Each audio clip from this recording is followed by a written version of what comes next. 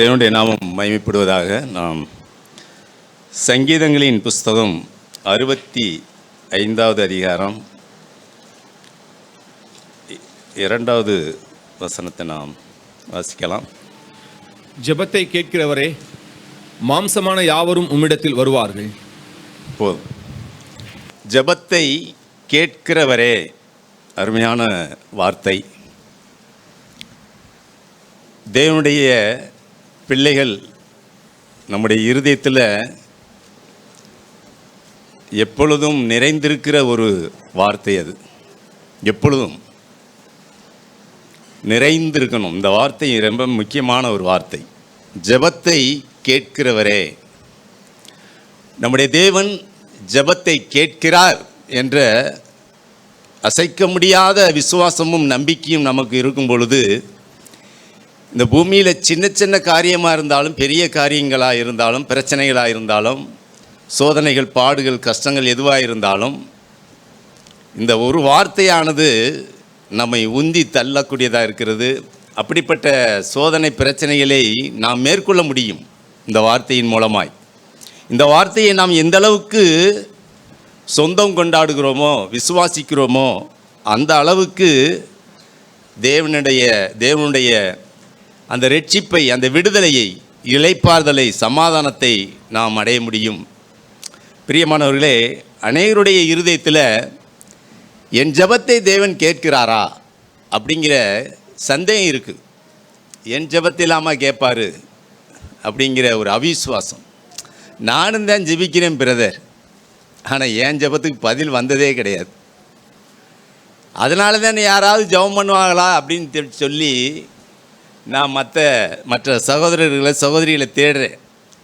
எனக்காக யாராவது ஜெபம் பண்ணுங்க அப்படின்னு. மற்றவங்க மேலே அந்த விசுவாசம் அவங்களுக்கு இருக்குது, ஆனால் எனக்கு இல்லை. பிரியமானவர்களே, விசுவாசங்கிறது என்னென்னா, கர்த்தர் எனக்கு பலன் அளிக்கிறார் என்பது தான் விசுவாசம். ஜெபத்தை கேட்கிறார்.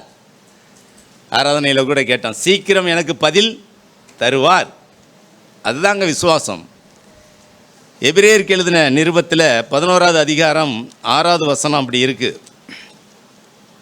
எபிரேயருக்கு எழுதின நிருபம் 11வது அதிகாரம் 6வது வசனம், விசுவாசம் இல்லாமல் தேவனுக்கு பிரியமாய் இருப்பது கூடாத காரியம். ஏனென்றால் தேவனிடத்தில் சேருகிறவன் அவர் உண்டென்றும் அவர் தம்மை தேடுகிறவர்களுக்கு பலன் அளிக்கிறவர் என்றும் விசுவாசிக்க வேண்டும். என் ஜெபத்துக்கு பலன் அளிக்கிறார் அப்படின்னு விசுவாசிக்க வேண்டும். என் ஜெபத்தை கேட்கிறார், அவர் உண்டென்று நம்புகிறோம். அது வேற விஷயம். நம்புகிறோம். யாக்கோபில் வாசிக்கிறோம், பிசாசுகளும் கர்த்தர் அவர் உண்டென்று விசுவாசிக்குது, நம்புது. ஆனால் அவர்களுக்கு விடுதலை இல்லை. நம்ம நம்புகிறோம், ஆனால் என்னுடைய ஜெபத்துக்கு பதில் தருவாரா அப்படிங்கிற அந்த விசுவாசம் அது வரமாட்டேங்குது. நிறைய பேர் ஆண்டவர் இருக்கிறாருங்கிறது நம்புறதில்லை, அது வேறு விஷயம். அது இன்னும் என்ன சொல்கிறது, அது வேதம் வேறு மாதிரி, அந்த மாதிரி ஆட்களுக்கு பதில் இருக்குது. தேவன் இல்லை என்று மதிகேடன் சொல்லுகிறான் இருக்கு. தேவன் இல்லை, சிலர் அப்படி சொல்லுவாங்க. கர்த்தர் இல்லைங்க. கர்த்தர் இருந்தால், ஆண்டவர் இருந்தால் ஏன் எனக்கெல்லாம் இப்படி நடக்கிறது, கடவுள் இருந்தால் ஏன் எனக்கு இப்படிலாம் நடக்குது. அது வேதம் சொல்லுகிறது, தேவன் இல்லை என்று மதிகேடன் சொல்லித் திரிகிறான். தேவன் உண்டென்று பிசாசும் விசுவாசிக்குது, நாமும் விசுவாசிக்கிறோம். ஆனால் பிசாசுக்கும் நமக்கும் உள்ள வித்தியாசம் என்னென்னா, தேவன் எனக்கு பதில் தருவார் என்று நாம் விசுவாசிக்கிறோம். சாத்தானுக்கு அது கிடையாது. சாத்தான் எப்பொழுதுமே தேவனுக்கு எதிரியாய், தேவனுடைய வாக்குத்தத்தங்களுக்கு, வார்த்தைகளுக்கு முரணாகவே அவன்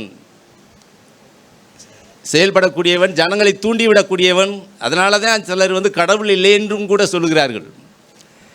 அது எல்லாமே அந்த ஆவியினால் நடத்தப்படுகிறவர்கள். பிரியமானவர்களே, தேவன் உண்டென்று நாம் விசுவாசிக்கிறோம் அப்படின்னா, அவர் எனக்கு பலன் தருவார்.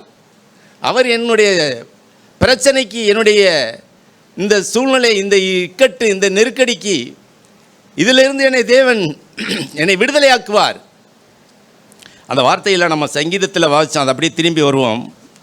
3வது வசனம், அக்கிரம விஷயங்கள் என்மேல் மிஞ்சி வல்லமை கொண்டது. தேவரீரோ எங்கள் மீறுதல்களை நிவர்த்தியாக்குகிறீர். ஒரு காலத்தில் நான் அக்கிரமக்காரனாக இருந்தேன். அதை எல்லாவற்றையும் தேவனிடத்தில் கொண்டு வந்து அறிக்கையிட்டு நான் மன்னிப்பு கேட்கும்போது, மனம் திரும்பும்போது தேவன் என்னை விடுதலையாக்கினார்.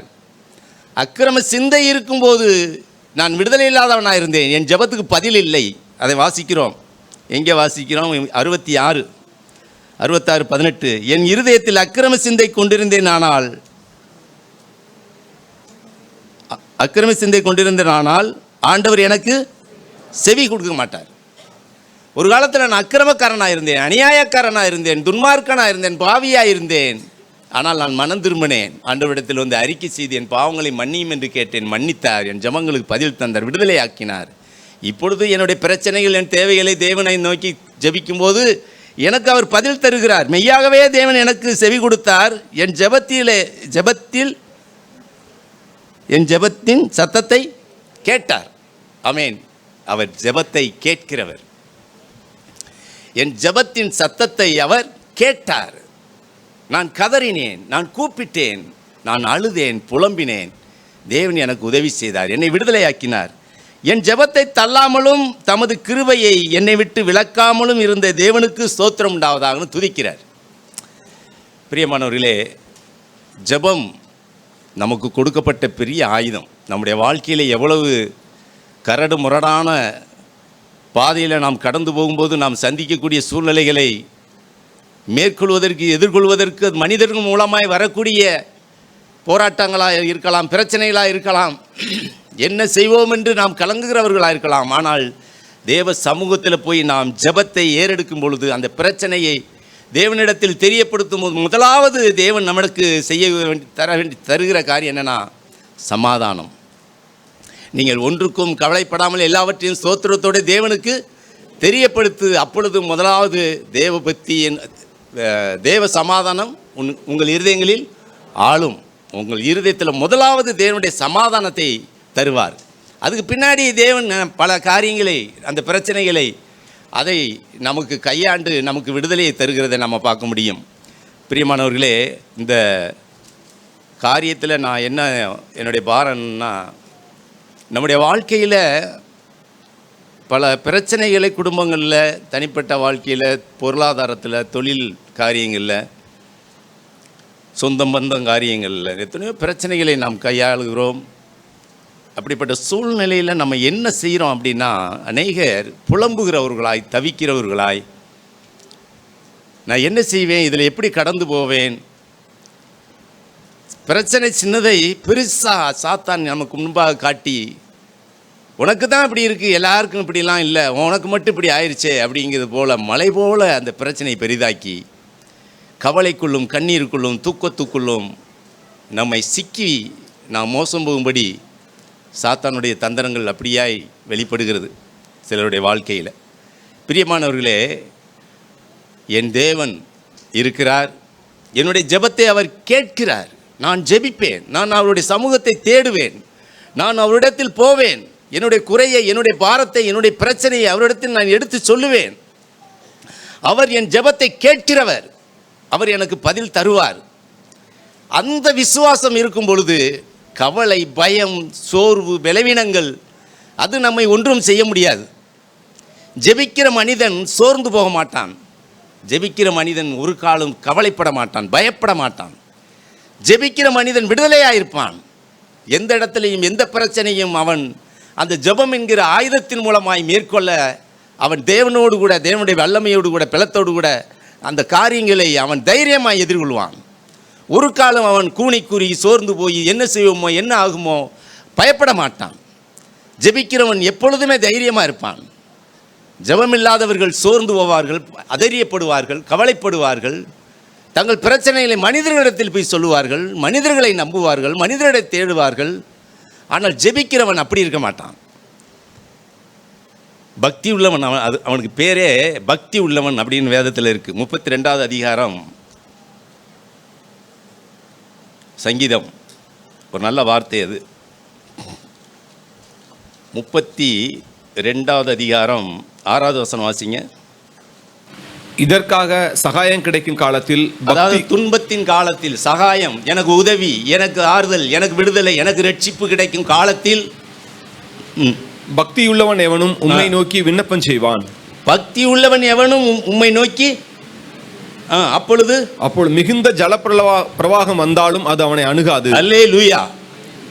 மிகுந்த ஜலப்பிரவாகம், அவனுக்கு எவ்வளவு விரோதங்கள் பிரச்சனைகள் எழும்பினாலும் அது அவனை அணுகாது. காரணம், அவன் பக்தி உள்ளவன், அவன் எப்பொழுதும் ஜெபிக்கிறவன். நமக்கு தெரியும், தானியேலை கொண்டு போய் சிங்க குகையில் தூக்கி போடுவார்கள். அப்படி சும்மா ராஜநாட நடந்தே போயிருப்பார். அப்படியே ஐயோ ஐயா விட்டுருங்கப்பான்னு இழுத்துக்கிட்டு போயிருப்பாரா, சொல்லிட்டு போயிருப்பாரா? ராஜநடை. அவரை தூக்கி உள்ள போடும்போது சிங்கத்தின் வாய் கட்டப்பட்டது. கட்டப்படுவதற்கு முன்பாக தானியேல் தேவ சமூகத்தில் அவன் இடைவிடாமல் எப்படிப்பட்டவனா இருந்தான்? அவன் தேவனை ஆராதிக்கிறவன், இடைவிடாமல் ஜெபம் பண்ணுகிறவன். அந்த நேபுகாத்நேச்சார் அவன் போய் அந்த ராஜா சொல்றான், நீ இடைவிடாமல் ஆராதிக்கிற உன் தேவன் உன்னை தப்புவிப்பார். தப்புவித்துட்டாரா அப்படின்னு ஓடியாந்து ஆந்தி பார்க்குறாரு. தப்புவித்துட்டாரா? காரணம், ஜெபிக்கிறவன் அவன். தானியேல் ஜெபம் பண்ணுகிற, இடைவிடாமல் இரவும் பகலும் 3 வேளை, ஒரு நாளைக்கு 3 வேளை அவர் டைம் ஒதுக்கி தேவ சமூகத்தில். அதே சாத்ராக் மேசாக் ஆபேத்நேகோ அவர்களை தூக்கி கொண்டு போய் அந்த எரிகிற அக்கினி சூளையிலே போட்டார்கள். அப்பொழுதும் அவர்கள் அப்படித்தான் சொன்னார்கள். என்ன சொன்னார்கள்? நாங்கள் ஆராதிக்கிற தேவன் எங்களை தப்புவிக்காமல் போனாலும் சரி, நீ நிறுத்தின இந்த பொற்சிலையை வணங்க முடியாது என்று சொல்லி அந்த அந்த அந்த தில்லு, அந்த தைரியம் எங்கே இருந்து வருகிறது அப்படின்னா, தேவன் மேலே உள்ள விசுவாசம், அந்த தேவனோடு கூட சஞ்சரிக்கிற அந்த உறவு, அந்த ஜெபம் வாழ்க்கை, தேவனோடு உள்ள அந்த நடக்கிற ஒரு அனுபவம். ஒவ்வொரு நாளும் தேவன் என்னோடு இருக்கிறார், என்னை நடத்துகிறார், அந்த விசுவாசம். பிரியமானவர்களே, நாம் தேவனுடைய பிள்ளைகள். நாம் கூனி கூறி சோர்ந்து போய், பயந்து போய், கவலைப்பட்டு உலகத்தில் பல சம்பவங்கள், பிரச்சனைகளை கேள்விப்படுகிறோம், பார்க்கிறோம். வியாதிகள், பிரச்சனைகளை நாம் சந்திக்கிறோம். பிள்ளைகள், குடும்பத்தில் கணவன் மனைவி காரியங்கள், பிரச்சனைகளை சந்திக்கிறோம். பயப்படக்கூடாது, பயப்படக்கூடாது. கவலை இருதயத்தை ஒடுக்கும் இருக்கு. கவலை, பயம், கவலை இருதயத்தை சுருங்க பண்ணுமாம். அப்படின்னா என்னென்னா, விசுவாசம், சமாதானம், விடுதலை, ஆறுதல் இதெல்லாம் இல்லாமல் அப்படியே கொஞ்சம் கொஞ்சமாக சுருக்கி அவனை ஒன்றும் இல்லாமல் போட்டுரும். இருதயம் சுருங்குனுச்சுனாவே மூச்சு விட முடியாது. இருதயம் சுருங்கிருச்சுன்னா என்ன ஆகிடும்? மூச்சு விட முடியாது. அதுபோல் கவலைகள், பயம், அந்த சோர்வு, அதைரியம், இப்படிப்பட்ட சுவாவங்கள் நமக்குள்ளே வரும்போது நாம் விசுவாசத்தில் எந்திரிக்க முடியாது. அது சாத்தானுடைய வஞ்சனை, தந்திரம். பிரியமானவர்களே, நம்முடைய ஜெபம் தேவ சமூகத்தில் விசுவாசத்தோடு கூட, ஆண்டவரே நீர் இருக்கிறீர், உயிர்த்தெழுந்த ஆண்டவர் இருக்கிறாரா இல்லையா? அதை நான் சிலர்கிட்ட கேட்பேன். உயிர்த்தெழுந்த ஆண்டவர் இருக்கிறாரா இல்லையா? இருக்கிறார். இருக்கும்போது ஏன் நாம் கவலைப்பட வேண்டும்? ஏன் கலங்க வேண்டும்? ஏன் பயப்பட வேண்டும்? அவரிடத்தில் நாம் செல்ல வேண்டும். அதுதாங்க அவர் எதிர்பார்க்கிறது. நீங்கள் தேவனிடத்தில் சேருங்கள், அவர் உங்களிடத்தில் சேர்வார். நாம் அவரிடத்தில் போகும்போது அவர் நம்மை அரவணைக்கிறார். அப்பா அப்படின்னு போய் நம்ம பிரச்சனையை சொல்லும்போது, மகனே மகளேன்னு சொல்லி தான் நம்மை ஏற்றுக்கொள்கிறார். சில பாவத்தில், சில அடிமைத்தனத்தில், சில விட முடியாத கெட்ட பழக்க வழக்கங்களில் நீங்கள் விழுந்திருந்தாலும், சிலரை மன்னிக்க முடியாமல், சிலர் மேலே குற்றம், சிலர் மேலே அக்கிரமங்கள், சிலர் மேலே நீங்கள் பழிச்சொல், ஏதோ ஒன்று காரியத்தில் விழுந்து உங்கள் இருதயத்தில் சமாதானத்தை இழந்திருந்தாலும், ஒரு சண்டை, வைராக்கியம், கோபம், தூசணம், ஏதோ ஒரு வார்த்தையை நீங்கள் பேசி தேவனை விட்டு பிரிந்தது போல உணர்வு இருந்தாலும், ஆண்டவரே அப்படின்னு நாம் தேவனிடத்தில் வரும்போது, அந்த வசனம் மேலே இருக்கு பாருங்கள், ஒரு வார்த்தை 32:5, நான் என் அக்கிரமத்தை மறைக்காமல் என் பாவத்தை உமக்கு அறிவித்தேன், என் மீறுதல்களை கர்த்தருக்கு அறிக்கையிடுவேன் என்றேன், தேவரீர் என் பாவத்தின் தோஷத்தை. அப்படி வரும்போது அவர் மன்னிக்கிறார். அந்த பாவத்தின் தோஷம், அது நம்மை தேவனை விட்டு பிரிக்கக்கூடிய ஒரு சாபக்கேடு. அது பாவம் இருக்கிற இடத்துல சாபம் இருக்கும். பாவம் இருக்கிற இடத்துல பயம், கவலை, வேதனை எல்லாமே இருக்கும். அது சாபத்தை கொண்டு வரும். அது ஒரு தோஷம். அது அப்படியே தொடர்ந்து வந்து கொண்டே இருக்கும். ஆக அதை அறிக்கையிடும்போது, தேவ சமூகத்தில் அறிக்கையிடும்போது, மன்னிப்பு கேட்கும்போது தேவன் கிருபையாய் மன்னிக்கிறார். ஆமென். அவர் மன்னிக்கிற தேவன். நாம் கேட்கிற அந்த மன்னிப்பு, அந்த ஜெபம் இருக்குது பார்த்தீங்களா, அதை கேட்கிறார், அதை சந்தோஷமாக ஏற்றுக்கொள்கிறார். நம்முடைய வாழ்க்கையில் நெருக்கடிகள், பிரச்சனைகள் வரும்போது நாம் கலங்கக்கூடாது பிரியமானவர்களே. அல்லது பாவத்தில் தடுமாறி விழும்பொழுது சில சூழ்நிலையில் நம்ம பாருங்களேன், வேலை செய்கிற இடங்களில், போகிற இடங்கள்ல எல்லாம் உலக மனிதர்கள் நமக்கு விரோதமாய் சில காரியங்களை செய்கிறத பார்க்கலாம். உடன் பிறந்த சகோதர சகோதரிகள் கூட நிலங்களுக்காக, சொத்துக்களுக்காக, பணத்துக்காக, நகைக்காக நம்மோடு கூட வாக்குவாதம் பண்ணுகிறவர்களாய், நம்மிடத்தில் அதை இருக்கிறதை பறிக்கிறவர்களாய் சில மனிதர்கள் நமக்கு எழும்பலாம். அப்படிப்பட்ட சூழ்நிலையில் நாம் என்ன செய்ய முடியும்? நமக்கு தேவையான, நமக்கு தெரிந்தது எல்லாம் ஒன்றே ஒன்று, தேவ சமூகம், தேவனுடைய சமூகம். அவருடைய சமூகத்தில் போய் நாம் ஜெபிக்கிறதை தவிர, ஆண்டவரே இந்த சூழ்நிலையை நான் எப்படி கடந்து போக எனக்கு ஞானத்தை தாரும். தேவன் ஞானத்தை தருவார். அதை விட்டுவிடுன்னு கூட சொல்லுவார். சில நேரம் உனக்கு அது வேணாம், அது முன்னோர்களுடைய சொத்தாக இருக்கலாம், உன்னுடைய உறவினர்களை பறிக்கலாம், எடுத்துக்கொள்ளலாம், விட்டுவிடு, நான் உன்னை ஆசீர்வதிப்பேன் கூட தேவன் சொல்ல முடியும். வாக்குவாதம் பண்ணி ஜெயிலுக்கு, கோர்ட்டுக்கு, அதுக்கு இதுக்கு. பிரியமானவர்களே, உலகத்துக்காக நாம் ஒரு காலம் போராடவே கூடாது. நம்முடைய போராட்டம் எல்லாம் சாத்தானோடு தான் போராட்டம். மாம்சத்தோடும் இரத்தத்தோடும் நமக்கு போராட்டமே இருக்கக்கூடாது. உலக மனிதர்களோடு, சொந்தம் பந்தங்களோடு, யாவரோடும் கூடுமான மட்டும் சமாதானமாயிருங்கள். சமாதானம். ஒரு இடத்துல ஒரு வார்த்தை இருக்குது, எனக்கு என்னுடைய லைஃப்பில் வாழ்க்கையில் நடந்ததை நான் பேசுகிறேன். ஒரு நிலப்பிரச்சனை உடன்பிறந்த சகோதரர்களோடு கூட வரும்பொழுது ஆண்டவர் சொன்னார், என் நாமத்து நிமித்தம் மனைவியாவது, பிள்ளைகளையாவது, சகோதரிகளையாவது, வீட்டையாவது, நிலங்களையாவது, அருமையான வார்த்தை, நிலங்களையாவது விட்டவன் என்ன உண்டு? அதுக்கு உள்ள பலனை அவன் அடைவான், இம்மையிலே அடைவான் அப்படின்னார். பூமியிலே தேவன் நம்மை ஆசீர்வதிப்பார், தருவார். விட்டவன் மேலாடையை கேட்டால் உள்ளாடையை கொடுத்து விடு, வாக்குவாதம் பண்ணாத. நாம் தேவனிடத்தில் போனால் தேவன் நம்மகிட்ட பேசுவார். தேவனுடைய வார்த்தையை தியானித்தோம் என்றால், வாசித்தோம் என்றால், தேவனுடைய வார்த்தை நமக்கு பேசும். பிரியமானவர்களே, அப்படிப்பட்ட நெருக்கத்தில் நாம் தேவனிடத்தில், அதைத்தான் சொல்கிறேன், ஜெபத்தை கேட்கிறவர். நாம் தேவனிடத்தில் போனோம்னா நம்முடைய ஜெபத்துக்கு ஒரு பதிலை தருவார், ஒரு விடுதலை தருவார், ரட்சிப்பை தருவார். நாம் ஏதோ ஒரு வகையில் கவலைப்பட்டு கண்ணீர் விட்டு கலங்கி சோர்ந்து, ஐயோ இப்படி ஆயிடுச்சு அப்படி ஆயிடுச்சு, அப்படியே கட்டுப்பட்டவர்களாய், குறுகுணவர்களாய், அப்படி அடைக்கப்பட்டவர்களாய் இருக்கும்போது, ஐயோ ஆண்டவரே நான் இப்படி இருக்கிறேனே அப்படி நாம் ஆண்டவர் இடத்துல வந்தோம்னு சொன்னால், ஆண்டவரை நோக்கி கூப்பிட்டோம்னு சொன்னால், ஜெபம் பண்ணோம்னா, அல்லது ஒரு ஆண்டவர் செய்த நன்மைகளை நினைத்து துதித்தோம் என்றால், அந்த இடத்துல நமக்கு ஒரு விடுதலையை, ஒரு ரட்சிப்பை தேவன் அப்போவே கட்டளையிடுவார், நடக்கும். நமக்கு அதுக்கு ஒரு உதாரணத்துக்கு கூட அப்போஸ்தலர் நடவடிக்கைகள் புஸ்தகத்தில் 16வது அதிகாரம் நமக்கு தெரிந்த சம்பவங்கள் தான்.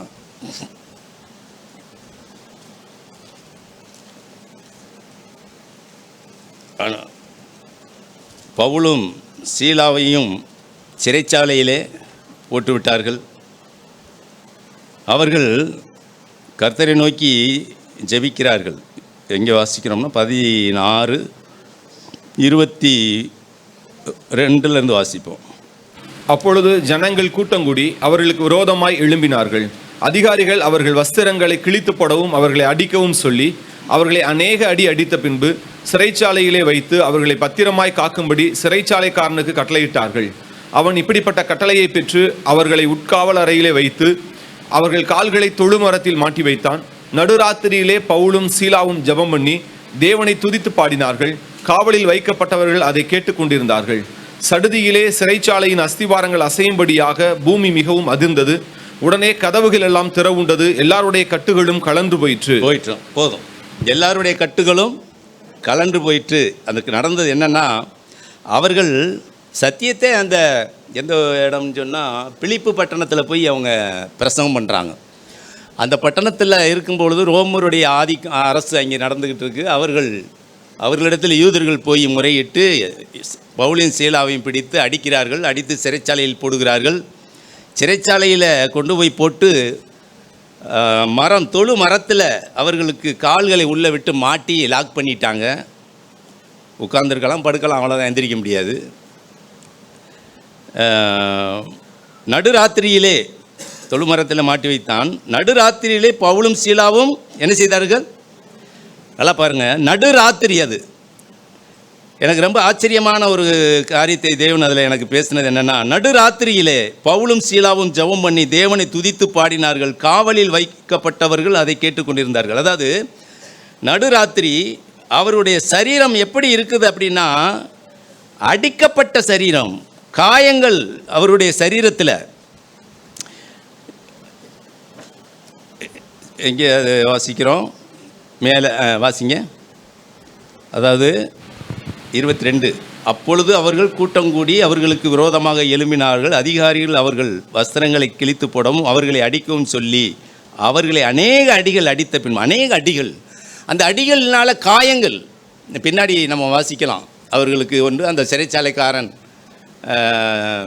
காயங்கள் கழுவினான்னு நம்ம கீழே வாசிக்கிறோம். அந்த அடுத்து வாசிப்போம். அப்போ அந்த காயங்களோடு இரத்த ரணத்தோடு கூட அங்கே பவுலும் சீலாவும் ராத்திரி அந்த இக்கட்டான நெருக்கடியான அந்த சூழ்நிலையில் துதிக்கிறார்கள், ஜெபிக்கிறார்கள்.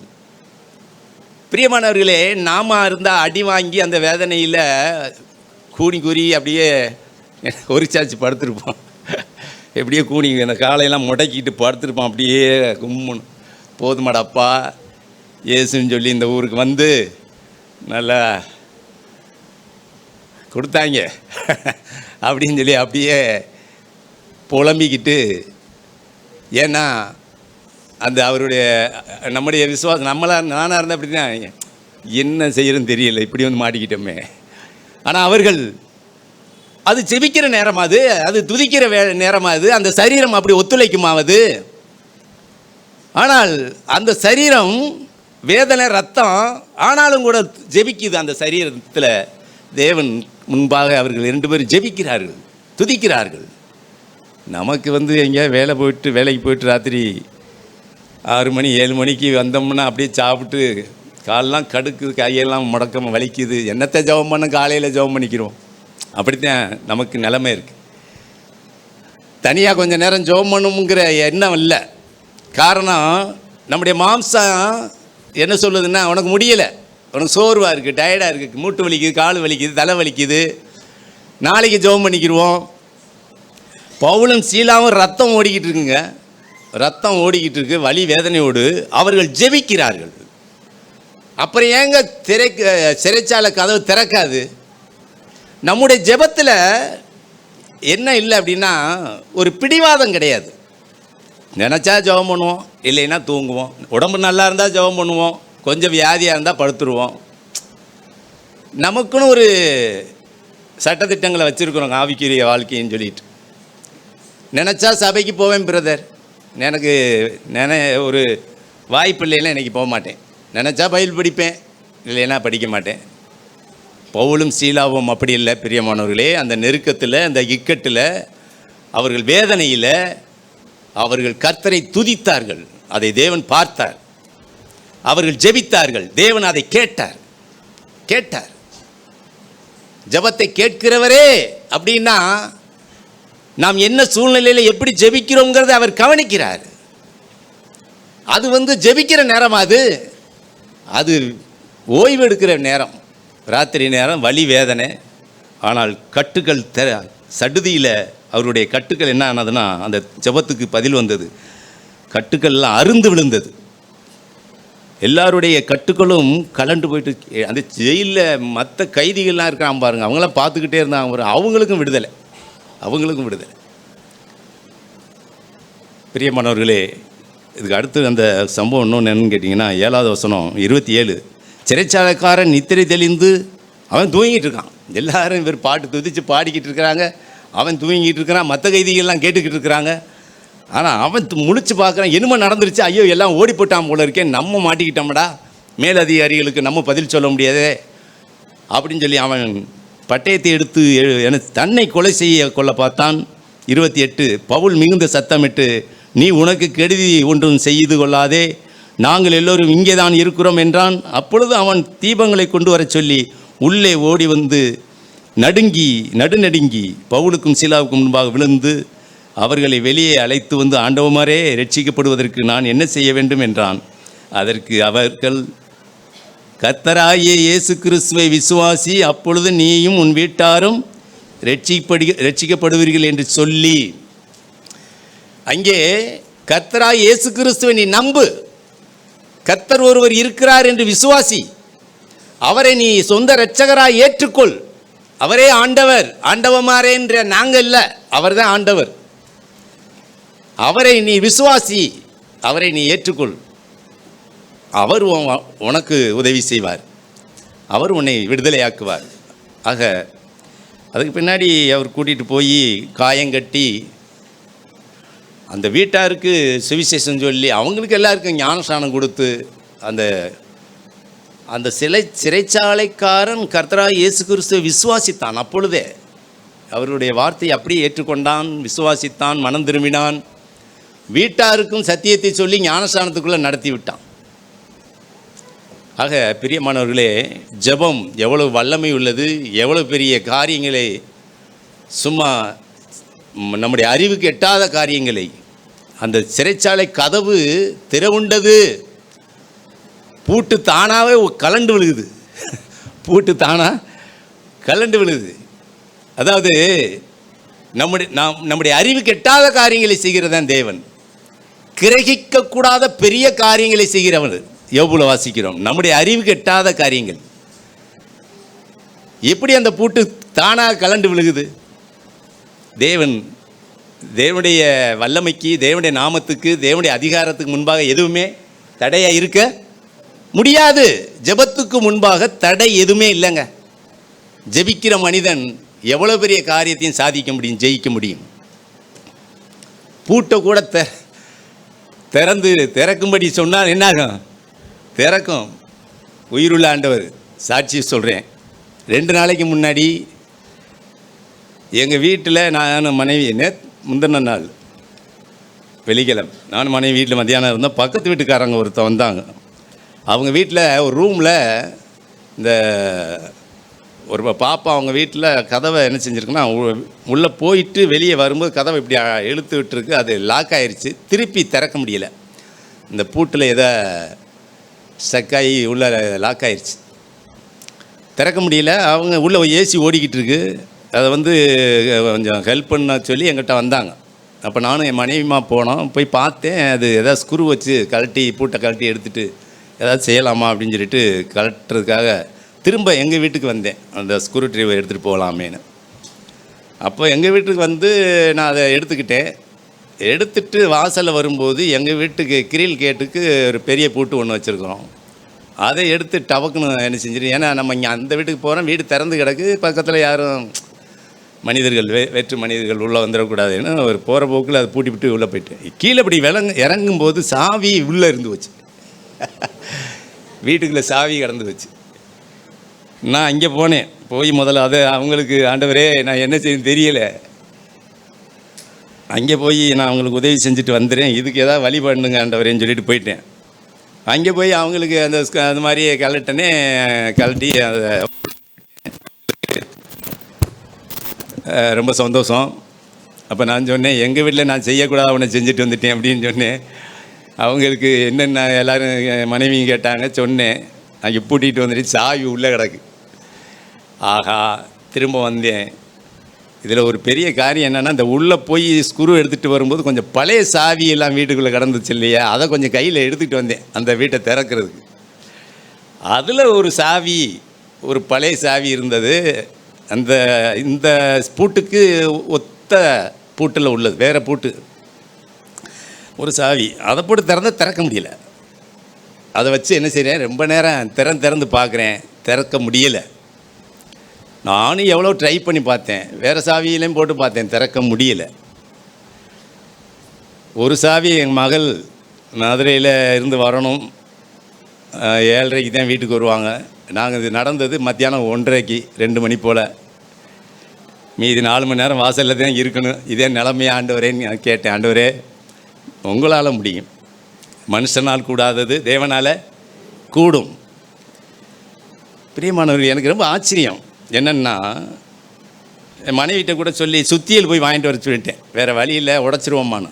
அவங்க கேப்பில் அவங்க போனதுக்கு பின்னாடி ஒரு ஜெபம் பண்ணுறேன். ஆண்டவரே, உங்களால் முடியும், இந்த காரியத்தில் எனக்கு சின்ன ஒரு அற்புதத்தை செய்ய உங்களால் முடியும் அப்படின்னு சொல்லிட்டு அந்த பழைய சாவியை ஒன்று எடுத்து என்ன செஞ்சேன், ஜெபம் பண்ணிட்டு கண்ணம் எப்படி இது பண்ணிவிட்டு, இல்லையா சார் எப்படி முதல் ஏற்கனவே நிறைய தடவை செஞ்சு பார்த்துட்டேன், அது நடக்கலை. அப்போலாம் நான் ஜெபிக்கலை, கடைசியாக மனைவி அனுப்பி விட்டுட்டு, உங்களால் முடியும், வேறு வழி இல்லை சாமி அப்படின்னு சொல்லிட்டு எடுத்துட்டு, திறக்கக்கூடாத பூட்டை திறக்கிறவரும், பூட்டக்கூடாத பூட்டை திறக்கிறவரும் அவர் தான் இல்லையா அப்படின்ட்டு அப்படியே இது ஒன்று சலக்குன்னு கையில் வந்துருச்சுங்க. திறந்துட்டு மறுபடியும் அந்த பூட்டை பூட்டிட்டு கிட்டத்தட்ட ஒரு 1/2 மணி நேரம் மறுபடியும் திறந்து செக் பண்ணி பார்க்குறேன், திறக்கவே முடியலை. இன்ன வரைக்கும் திறக்க முடியலை. அந்த சாவியை மறுபடி போட்டு என்ன செய்கிறேன், இப்போ திறக்குதான்னு பூட்டிட்டு மறுபடியும் திறந்து பார்ப்போமே, திறக்கவே முடியல. நானும் விடாமல் செக் பண்ணி பார்த்தேன். அந்த ஒரு டைம் மட்டும் தேவன் எனக்கு ஒரு அப்படி டிக் பண்ணி விட்டுட்டு என்னன்ட்டாரு, உனக்கு பூட்டு திறந்துருச்சுல போ. பிரியமானவர்களே, எனக்கு ரொம்ப அந்த வசனம் அப்படியே நிறைவேறிச்சு அந்த இடத்துல. ஏன் பவுலும் சீலாவும் துதிக்கும் போது அந்த சங்கிலி அந்த பூட்டெல்லாம் ஏன் திறந்துச்சுங்கிறது எனக்கு அப்போத்தான் விளங்குச்சு. அவர்கள் துதிக்கும் பொழுது, அவர்கள் ஜெபிக்கும் பொழுது அந்த ஜெபத்துக்கு தேவன் என்ன செய்கிறாரு, பதில் தருகிறார். அவர் உயிருள்ள கர்த்தர், உயிரோடு இருக்கிறார். பிரியமானவர்களே, பழைய ஏற்பாடு காலத்தில் நீங்கள் பார்த்தீங்கன்னா பாட்டில் கூட பாடணும்.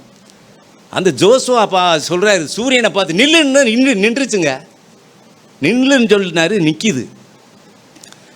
அந்த எலியா வானத்திலேருந்து அக்கினி இறங்கட்டும் சொன்னார், இறங்குது. அவருடைய ஜெபம் அப்படியே இன்றைக்கும் தேவன் உயிருள்ள தேவனாக இருக்கிறார். ஆண்டவராய் இயேசு இதை அறிந்துதான் இரவும் பகலும் அவரும் ஜெபிக்கிறவராக இருந்தார். மாம்சத்தில் இருந்த நாட்களில் கண்ணீரோடும் விண்ணப்பங்களை தேவனுக்கு என்ன செய்தார், ஏறெடுத்து கொண்டே இருந்தார். அவருக்கு தெரியும் ஜெபத்தை கேட்கிறவர் பிதா. ஆக இந்த உணர்வு நமக்கு எப்பொழுது வேணும். இந்த உணர்வில் நாம் தேவனை சார்ந்து கொள்வோம். நம்முடைய வாழ்க்கையில் உள்ள பிரச்சனைகள், பிள்ளைகள், கணவன், மனைவி, எது வியாதி, வருத்தம் எதாக இருந்தாலும் நாம் ஜெபிக்கிறவர்களாக இருப்போம். அதை நினச்சிக்கிட்டே சோர்ந்து போய் கவலைப்பட்டுட்டு இப்படி இருக்கே அப்படி, அது அல்லங்க. கிறிஸ்தவனுக்கு அது அடையாளம் அல்ல. தேவனுடைய பிள்ளைகளுக்கு அது அடையாளம் கிடையாது. ஜெபிக்கிறவன் தைரியமாக இருப்பான், தேவனிடத்தில் போவான், ஜெபிப்பான், கேட்பான், கிடைக்கலையா சரி தருவார், சீக்கிரம் பதில் தருவார். அதாங்க விசுவாசம். நியாயம் செய்வார், எனக்கு உதவி செய்வார். ஒரு நாள் வரும் பதில், அவரிடத்தில் எனக்கு பதில் வரும். வந்தாலும் சரி, வராமல் போனாலும் சரி, எல்லாம் எனக்கு அவர் தான். அப்படி அவர் காலிலேயே விழுந்துக்கிட்டே கிடப்பான் ஜெபிக்கிறோம். அப்படிப்பட்ட ஒரு நம்பிக்கையை, விசுவாசத்தை பெற்றவர்களாக நம்முடைய வாழ்க்கையில் நாம் தொடர்ந்து பிரயாசப்படுவோம். தேவன் நம்முடைய கண்களை திறப்பாராக. ஆமென். ஆண்டவர் தந்த அவருடைய அருமையான ஜீவனுள்ள வார்த்தைகளுக்காக அவருக்கு நான் நன்றி சொல்கிறேன். மெய்யாகவே அவர் நம்முடைய ஜெபத்தை கேட்கிறார். நான் எப்பொழுதுமே சொல்லுவேன், ஒவ்வொரு மனிதருக்கும் இங்கு கூடியிருக்கிறதான யாருக்குனாலும் சரிதான், ஒவ்வொருவருக்கும் ஒரு தேவை இருக்கும், அல்லது ஒரு பிரச்சனை இருக்கும், அல்லது அது சில வேளைகளில் கழுத்தளவு கூட இருக்கும். ரொம்ப கஷ்டமான ஒரு சூழ்நிலைமைகள் இருக்கும், இல்லாமல் இல்லவே இல்லை. அது படிக்கிற பிள்ளைகளுக்குனாலும் சரிதான், அவங்களுக்கு திராணி கேட்டார் போல் ஏதாவது ஒரு பிரச்சனைகள் என்ன செய்யும்னா இருக்கவே செய்யும்.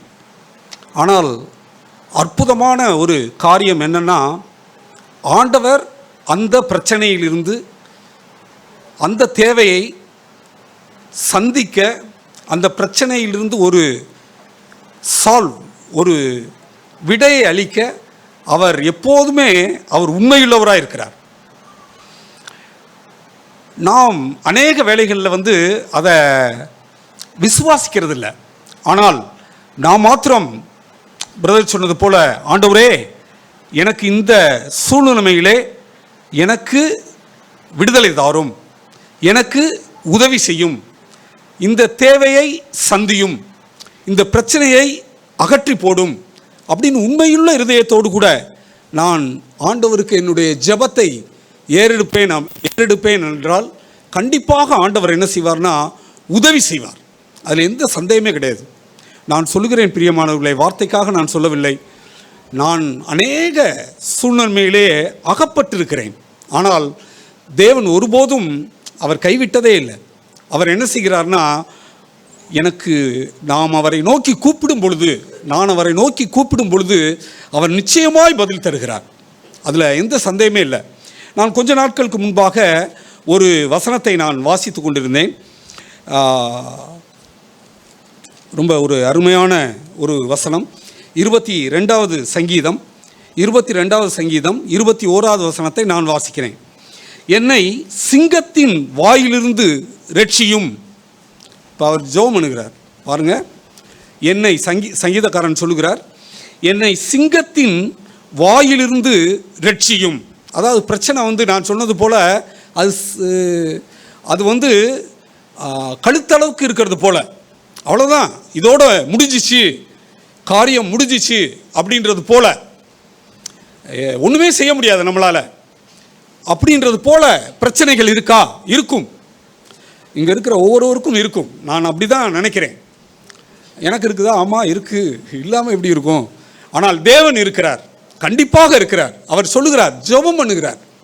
அவர் என்னை சிங்கத்தின் வாயிலிருந்து ரட்சியும், நான் காண்டாமிருகத்தின் கொம்புகளில் இருக்கும்போது எனக்கு செவி கொடுத்து அருளினீர். ரட்சியும் என்று ஜெபம் பண்ணுகிறார். அதுக்கு அடுத்து சொல்லுகிறார், நீ செவி கொடுத்தீர் அப்படின்னு சொல்லுகிறார். அருமையான வசனம் பாருங்க. காண்டாமிருகத்தின் கொம்புகளில் இருக்கும் பொழுது, தமிழில் நல்லா இருக்கு, ரொம்ப அருமையாக இருக்கிறது, விளங்கி கொள்ள முடிந்த அளவுக்கு அப்படியே இருக்கு. காண்டாமிருகத்தின் கொம்புல நான் இருக்கிறேன். அது ரொம்ப மோசமான சூழ்நிலை, என்னையால் முடியாத ஒரு சூழ்நிலை. ஆனால் ரட்சியும் அப்படின்னு நான் சொல்லும் பொழுது, ஆண்டவரை நோக்கி கூப்பிடும் பொழுது ஆண்டவர் என்ன செய்கிறார் அப்படின்னா, அவர் செவி கொடுக்கிறார். அவர் செவி கொடுக்கிறார். காண்டாமிருகத்தின் கொம்புல இருக்கும்போது செவி கொடுக்கிறார். அதுதான் அதில் உள்ள பெரிய ஒரு ஹைலைட்டே, சும்மாலாம் கிடையாது. அதனால் நம்ம இந்த உலகத்தில் எந்த பிரச்சனை வந்தாலும், எந்த பாடுகள் வந்தாலும், அப்படியே தேவனற்றவர்கள் போல நான் என்ன செய்ய வேண்டியதில்லை அப்படின்னா, உழன்று போக தேவையில்லை. நான் வார்த்தைக்காக சொல்லலை, நான் திருப்பியுமா சொல்லுகிறேன், வார்த்தைக்காக சொல்லலை. ஆண்டவரே எனக்கு இப்படி சூழ்நிலை இருக்கிறதே, இந்த பாடுகள் இருக்கிறதே, ஆண்டவரே இந்த பிரச்சனைகள் இருக்கிறதே, ஆண்டவரே நீர் எனக்கு உதவி செய்யும் அப்படின்னா, அது காண்டாமிருகத்தின் கொம்புல இருக்கிறது போல ஒரு சூழ்நிலையாக இருந்தாலும் ஆண்டவர் என்ன செய்கிறார் அப்படின்னா, விடுவிப்பார், அவர் செவி கொடுப்பார். இந்த வசனத்தை நம்ம இப்படி இங்கே வாசிக்கிறோம். 2 தீமோத்தேயு 4ஆம் அதிகாரம் 2 தீமோத்தேயு 4ஆம் அதிகாரம் 17ஆம் வசனத்தில் நான் வாசிக்கிறேன். கர்த்தரோ எனக்கு துணையாக நின்று என்னாலே பிரசங்கம் நிறைவேறுகிறதற்காகவும் புறஜாதியார் எல்லாரும் கேட்கிறதற்காகவும் என்னை பலப்படுத்தினார். சிங்கத்தின் வாயிலிருந்தும் நான் ரட்சிக்கப்பட்டேன். பாருங்க, சிங்கத்தின் வாயிலிருந்தும் நான் என்ன செய்தேன்? ரட்சிக்கப்பட்டேன், விடுவிக்கப்பட்டேன். ஆண்டவர் என்னை விடுவித்தார் அப்படின்னு சொல்லுகிறார். அது பாருங்க எவ்வளவு அருமையாக இருக்கு பாருங்களேன். சிங்கத்தின் வாயிலிருந்தும் என்னை அவர் ரட்சித்தார்.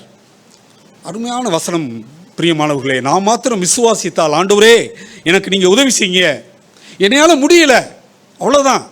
நான் விசுவாசிக்கிறதுனா அப்படியே பெரிய காரியம்னா அப்படியெல்லாம் இல்லவே இல்லை. ஆண்டவரே என்னால் முடியல, நீங்கள் எனக்கு உதவி செய்யுங்க அப்படின்னு சொல்லும் பொழுது கண்டிப்பாக ஆண்டவர் என்ன செய்வார்னா உதவி செய்வார். இதில் இன்னொரு வசனம் சங்கீதம் 57 இருக்கு. சங்கீதம் 57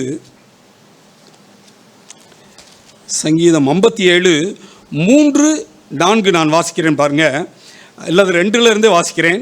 எனக்காக யாவையும் செய்து முடிக்கப் போகிற தேவனாகிய உன்னதமான தேவனை நோக்கி கூப்பிடுவேன்.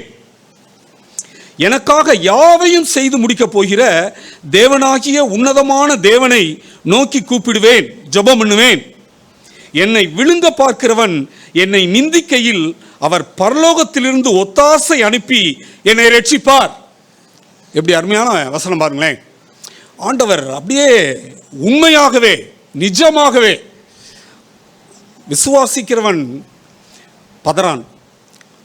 நம்ம மட்டும் விசுவாசித்தால், ஆண்டவரே நீர் அதை என்னுடைய வாழ்க்கையிலே நீ செய்வீர் அப்படின்னு விசுவாசித்தால் ஆண்டவர் கண்டிப்பாக அது எவ்வளவு பெரிய பிரச்சனையானாலும் மாற்றி போட வல்லவராக இருக்கிறார்.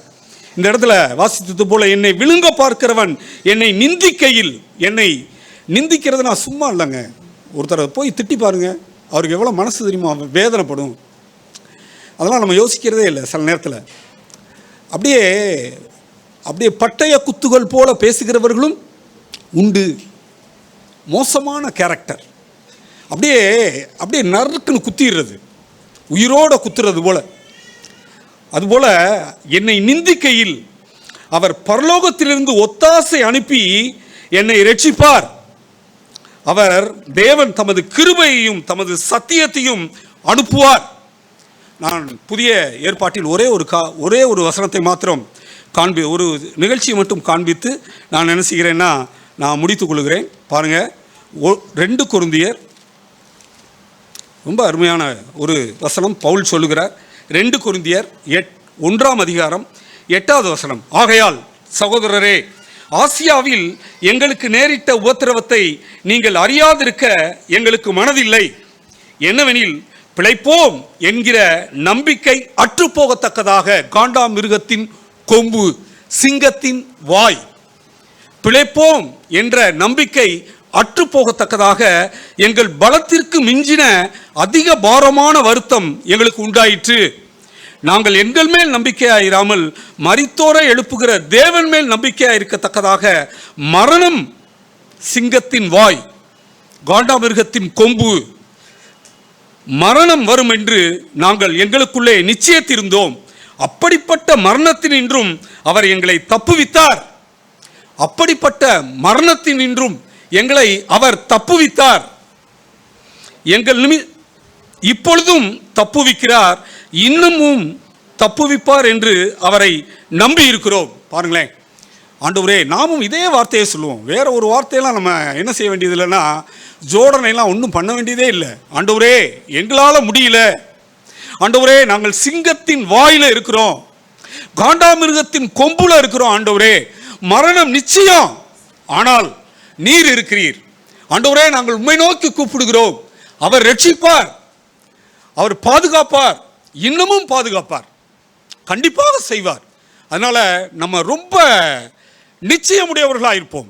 ஒவ்வொருவரும் இதை கேட்கிட்டு கொண்டிருக்கிறதான சின்ன பிள்ளைகளாக இருந்தாலும் சரி, பெரியவங்களாலும் சரி இருந்தாலும் சரி, ஆண்டவரே, நான் 100க்கு 100 இந்த வசனத்தை விசுவாசிக்கிறேன், எனக்கு நீங்க உதவி செய்யுங்க, நான் இயலாதவன்.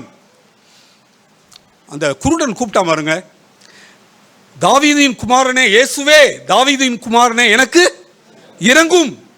நம்ம கூப்பிடுவோம்.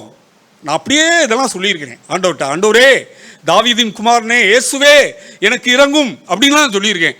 நான் எப்பெல்லாம் ஆண்டவரை நோக்கி கூப்பிடுகிறேனோ அப்பெல்லாம் என்ன செய்கிறார்னா, ஆண்டவர் விடுவிக்கிற தேவனாக இருக்கிறார், விடுதலை செய்கிற தேவனாக இருக்கிறார். அதனால ஊர்ஜிதமாக நம்ம நம்பலாம் ஆண்டவரை. ஆண்டவரே, எனக்கு நீங்கள் உதவி செய்ய சொல்லுவோம். ஆண்டவர் கண்டிப்பாக நம்மளுடைய இக்கட்டுகளிலிருந்து, நம்மளுடைய பிரச்சனைகளிலிருந்து, நம்முடைய பாடுகளிலிருந்து கண்டிப்பாக என்ன செய்வார்னா விடுதலை தருவார். ஆமென். சங்கீதம் 65:2 இன்றைக்கி நம்ம பார்த்தோம். விண்ணப்பத்தை கேட்கிறவரே, மாம்சமான யாவரும் உம்மிடத்தில் வருவார்கள். உண்மையிலே நம்மளுக்கு ஒரு பெரிய ப்ரிவிலேஜ் என்னென்னா அவர் God is a prayer answering God. நம்முடைய தேவன் நம்முடைய ஜபத்தை கேட்கக்கூடிய தேவன். பட் கேள்வி என்னென்னா நான் ஆண்டவர்கிட்ட போகிறேன்னா, நான் ஜெபம் பண்ணுறேன்னா, அதுதான் இப்போ இருக்கக்கூடிய ஒரு பெரிய ஒரு கொஸ்டின். சரிங்களா? ஒரு வாலிபன் என்ன பண்ணான்னா, ஒரு பெரிய நகரத்துக்கு போனான். ஸோ அவனுடைய படிப்பு நிமித்தமாக போனான். அங்கே போகும்போது அங்கே ஒரு அறையில் ஒரு ரூம் எடுத்து அங்கே தங்கியிருந்தான். அந்த ரூமில் அவனுக்கு ஒரு சின்ன ஒரு கட்டில் போட்டு அவனுக்கு அவன் யூஸ் பண்ணிகிட்டு இருந்தான். பட் அங்கே போனால் அவனால் அங்கே தூங்க முடியல. என்னென்னா டெய்லி நைட்டு தூங்கும்போது அவன் கட்டில் கீழே யாரோ படுத்துருக்கிற மாதிரி ஒரு ஃபீலிங் அவனுக்குள்ளே வருது. அவனால் என்ன பண்ண முடியலன்னா தூங்க முடியல. பயந்து என்ன பண்ணுறான்னா, தூக்கத்துலேருந்து எந்திரிச்சிருந்தனால அவனுக்கு தூக்கம் ரொம்ப டிஸ்டர்பன்ஸ் ஆயிடுச்சு. ஸோ ஒரு நாள் 2 நாளில் இது கிட்டத்தட்ட நாட்கள் தள்ளி போன உடனே இவனுக்கு வந்து தூக்கம் வரலன்னொடனே அவனோட எதுவுமே கான்சன்ட்ரேட் பண்ண முடியல. ஸோ அவனோட சுற்றி இருந்தவங்க என்ன பண்ணாங்கன்னா, ஒரு சைக்காலஜிஸ்ட்டை போய் என்ன பண்ணாங்கன்னா சஜஸ்ட் பண்ணாங்க, நீ இந்த மாதிரி ஒரு சைக்காலஜிஸ்ட்டை போ அப்படின்னு சொல்லி சஜஸ்ட் பண்ண அவன் அந்த சைக்காலஜிஸ்ட்டை வந்து போகிறான். போனவுடனே அவனுடைய பிரச்சனையை வந்து அந்த சைக்காலஜிஸ்ட் வந்து சொல்கிறான். அவர் பார்த்துட்டு என்ன பண்ணுறாருன்னா, ஓகே இது வந்து ஒரு சின்ன ஒரு இஷ்யூ தான், இது என்ன சொல்லுவாங்கன்னா ரடோஃபோபியா அப்படின்னு சொல்லுவோம், அந்த ஃபியர் ஆஃப் இல்லூஷன்ஸ்னுவாங்க. ஏதாவது ஒரு இருக்காது, பட் அது இருக்கிற மாதிரி நினச்சிட்டு அப்படின்னா பயப்படுவாங்க. இது என்ன பண்ணலான்னா, ஒரு 10 சிட்டிங் வாங்க, ஒரு சிட்டிங் வந்து 5000 ரூபாய். ஸோ நீங்கள் வந்தீங்கன்னா நீங்கள் என்ன பண்ணலாம், இதை க்யூர் பண்ணிடலான்னு சொல்லி அந்த என்ன பண்ணிட்டான்னா சைக்காலஜிஸ்ட் வந்து ஐடியா கொடுக்குறாரு. இவனும் சரின்ட்டு என்ன பண்ணிட்டான், போனவன் தான் வரவே இல்லை. ஒரு நாள் என்ன பண்ணிட்டான்னா, இந்த சைக்காலஜிஸ்ட் வந்து மார்க்கெட் பக்கம் போகும்போது பார்த்தா இந்த தம்பி அந்த பக்கம் போகிறாப்புல. அவர் பார்த்து கேட்குறாரு, ஏய் நீ என்கிட்ட வந்து ட்ரீட்மெண்ட்டுக்கு வந்த ஆள் தானே? ஆமாம் வந்தேன்னு. அதுக்கப்புறம் நீ சிட்டிங் உன வரச்சனே நீ வரவே இல்லையே, என்ன விஷயம்னா, எனக்கு நோய் சரியாயிடுச்சு அப்படின்னா. என்னது சரியாயிடுச்சா, வேறு ஏதாவது ஒரு டாக்டர்கிட்ட போனேன்னு கேட்டால், இல்லை டாக்டர்கிட்ட நான் போகல அப்படின்னா. அப்புறம் எப்படி இது சரியாயிருக்குன்னு சொன்னான். சரியாயிருக்குன்னு சொல்லி இந்த சைக்காலஜிஸ்ட் வந்து கேட்டார். அவன் சொன்னானா, ஒன்றுமே பிரச்சனை இல்லை, எனக்கு ரூம் பக்கத்தில் ஒரு அண்ணன் இருந்தார், அவர் ஒரு ஐடியா சொன்னார், அந்த ஐடியா கேட்டால் எனக்கு சரியாயிடுச்சு அப்படின்னா. அப்படியா, என்ன ஐடியா என்ன? நீங்கள் ஒரு 20,000 ரூபாய்க்கு அந்த கட்டில் விற்றுட்டேன் அப்படின்னா. அப்படியா, கட்டில் இருந்தால் தானே கட்டில் கீழே படுக்கிற மாதிரி ஃபீலிங் வரும். கட்டிலை விற்றுட்டு தரையில் படுத்தா ஒரு பிரச்சனையே இல்லை. சரியா, இதுதான் என்ன சொல்லுவாங்கன்னா வந்து நம்மளுடைய லைஃப்பில் இருக்கக்கூடிய எல்லா பிரச்சனைகளுக்கும் வந்து சொல்யூஷன் ரொம்ப ஈஸி. ஸோ அந்த ஆப்ரேஷன் ரிசர்ச்னு சொல்லி மேக்ஸில் ஒரு பேப்பர் இருக்கும், அது இன்ஜினியரிங் படித்தவங்களுக்கு அது தெரியும். அதில் கொஸ்டின்ஸ்லாம் பார்த்தீங்கன்னா அரை பக்கத்துக்கு இருக்கும், ஆன்சர் வந்து ஒரு லைனில் தான் வரும். ஸோ இதே தான் நம்முடைய கிறிஸ்தவ வாழ்க்கையில் நம்மளோட லைஃப்பில் வந்து நிறைய பிரச்சனைகள் எல்லாமே பெருசாக ஒரு மலை மாதிரி தெரியலாம், ஆனால் அதோடைய சொல்யூஷன் வந்து ரொம்ப ரொம்ப சிம்பிள். என்ன தெரியுமா? ப்ரேயர். இன்றைக்கி இந்த ஸ்ட்ரெஸ் அப்படின்ற ஒரு வேர்டை நம்ம வந்து கேள்விப்படுறோம். ஒரு காலத்தில் இதெல்லாம் பார்த்திங்கன்னா பெரியவங்களுக்கு தான் வந்து இருந்துச்சு, பெரிய ஒரு ப்ளூ காலர் அல்லது வந்து அந்த ஒயிட் காலர் ஜாபுக்கு மட்டும்தான் இந்த ஸ்ட்ரெஸ்ன்றது இருந்துச்சு. ஆனால் இன்றைக்கி அப்படி கிடையாது. ஸ்கூல் போகிற பிள்ளைங்கள்கிட்ட கூட என்ன இருக்குது, அது வந்து ஸ்ட்ரெஸ் இருக்குது, மார்க் வாங்கணும். ஏன்னா இன்றைக்கி வேர்ல்டு அந்த மாதிரி போயிட்டுருக்கு. We are living in the rat racing society அப்படின்றோம். ஸோ எது ஸ்பீடாக ஓடுதோ அது வந்து தப்பிக்கும், சரிங்களா. எது கம்மியாவது என்ன பண்ணால் அது வந்து அந்த ட்ரெண்டை விட்டு போயிடும்னு சொல்லுவாங்க, அது அந்த போட்டியிலேருந்து விலகுன்னு சொல்லுவாங்க. இன்றைக்கி நிறைய மாணவர்கள்லாம் கேள்விப்படும் போது 0.3 0.2 வந்து அவங்களுக்கு அந்த சீட்டு வந்து போச்சுன்னு சொல்லும்போது வந்து இந்த பிள்ளைகள் மத்தியில் ஒரு பெரிய ஸ்ட்ரெஸ் வருது.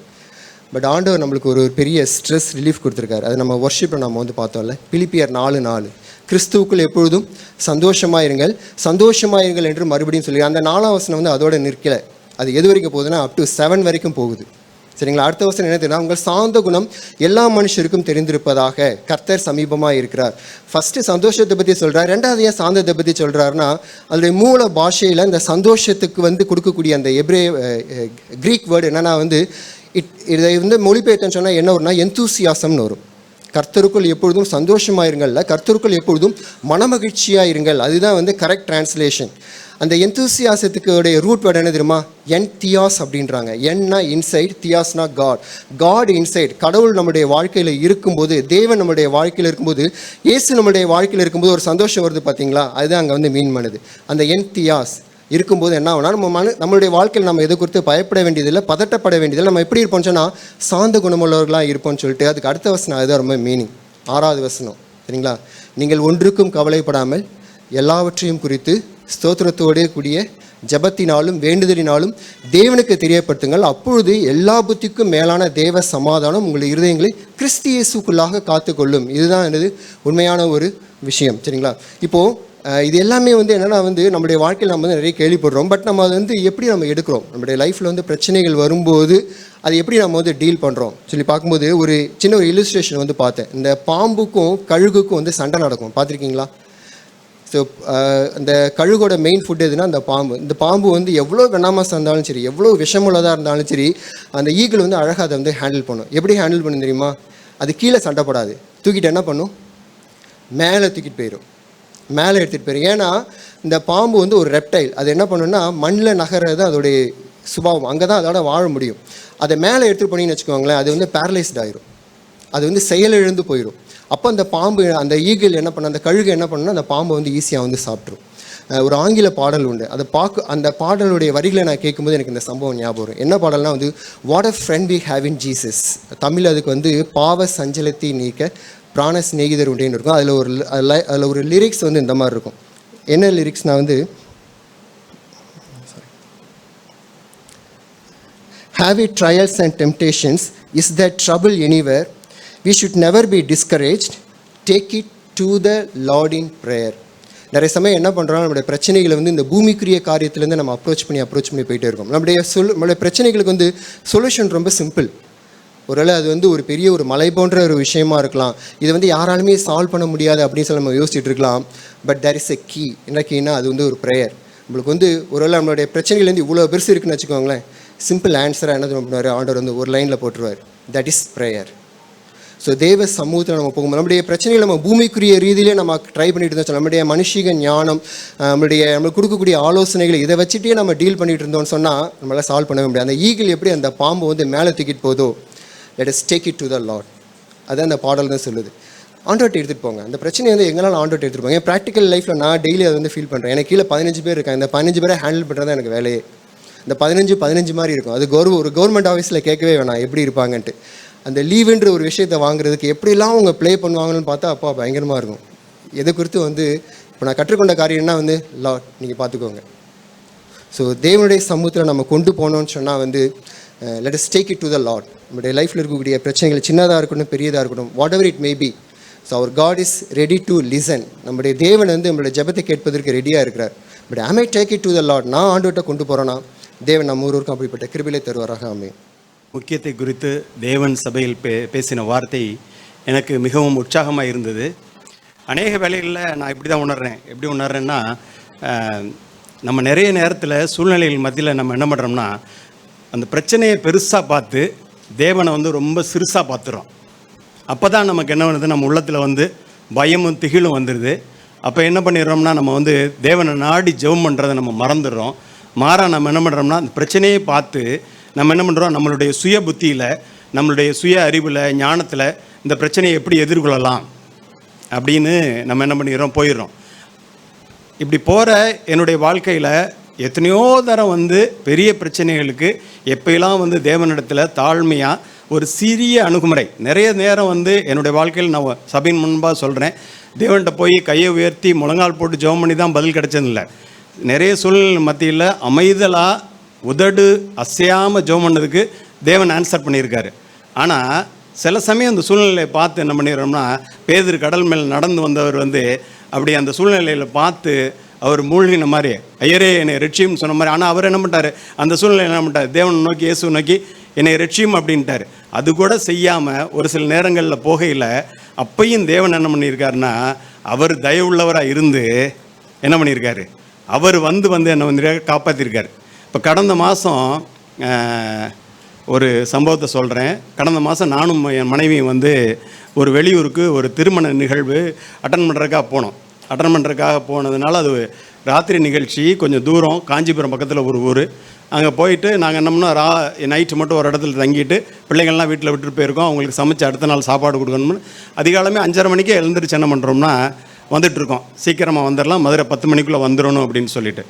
அப்போ வந்துட்டுருக்க வேளையில் அந்த நமக்கு திருச்சிக்கு ஒரு 40-45 கிலோமீட்டர் முன்னாடி பெரம்பலூர் பக்கத்தில் திடீர்னு வந்து காரோட பின் டயர் வந்து ஒரு சின்ன சீனி வெடி போட்ட மாதிரி ஒரு சத்தம், டப்புன்னு ஒரு சத்தம் கேட்குது. சரின்னு காரை லெஃப்டில் பார்க் பண்ணால் ரியர் லெஃப்ட்டில் வந்து என்ன ஆயிடுச்சு, டயர் பஸ்ட் ஆயிடுச்சு. டயரில் இருந்த காற்று எல்லாமே வந்து சனப்பொழுதில் என்ன பண்ணிடுச்சு, எல்லாமே வெளியே போயிடுச்சு. அதுக்கு முன்னாடி 2 பேர் என்ன பண்ணுறோம்னா, ஒரு நல்ல ஒரு டைட் டிராஃபிக்கில் வந்துகிட்டு இருக்கோம். இது நடக்கையில் அடுத்த 30 வினாடிக்கு முன்னாடி வண்டி இல்லை, பின்னாடி வண்டி இல்லை. தேவனே பாதுகாப்பாக நம்மளை கொண்டாந்து ஒரு இடத்துல நிறுத்தின மாதிரி நிறுத்தியாச்சு. இப்போ நிறுத்தின உடனே என்ன பண்ணுறோன்னா, மாம்ச சிந்தை மரணம். மாம்ச சிந்தை என்ன பண்ணுது, இப்போ யாரை ஹெல்ப்பு கூப்பிடலாம் உடனே சரி சின்ன பையனை கூப்பிடுவான். அவன்ப்பா நீங்கள்லாம் இப்போ கொஞ்சம் கஷ்டப்பட்டு இதெல்லாம் வந்து டயரை மாத்திரலாம் சிரமம். There is a toll free number. அந்த டோல் ஃப்ரீ நம்பருக்கு கூப்பிட்டிங்கன்னா ரோட் சைடு அசிஸ்டன்ஸ் வருவாங்க, அவங்க உங்களுக்கு ஹெல்ப் பண்ணுவாங்க. இவங்களுக்கு ஹெல்ப் பண்ணால் ரோட் சைடு அசிஸ்டன்ஸ் கூப்பிட்டா அவங்க என்ன பண்ணுறாங்க, மோஸ்ட் ஆஃப் த பீப்புள் வந்து அவங்க ஹிந்தியில் பேசுகிறாங்க. ஹிந்தியில் பேசி நீங்கள் ஆங்கிலத்தில் பேச முடியுமா அப்படின்னு கேட்டால் வந்து அவங்க அரையும் குறையுமா பேசுகிறாங்க. உடனே அவங்க வந்து என்ன பண்ணுறாங்கன்னா, உங்களுக்கு இந்த லொக்கேஷனை ஷேர் பண்ணுங்கள், நாங்கள் 15-20 மினிட்ஸில் வந்து ஒரு ரோட் சைடு அசிஸ்டன்ஸை வந்து உங்களுக்கு அனுப்புகிறோம் அப்படின்னு சொல்கிறாங்க. இப்போ நான் என்ன பண்ணுறேன், சிரமப்பட்டு அந்த டயரை வந்து கழட்டிக்கிட்டு இருக்கேன்.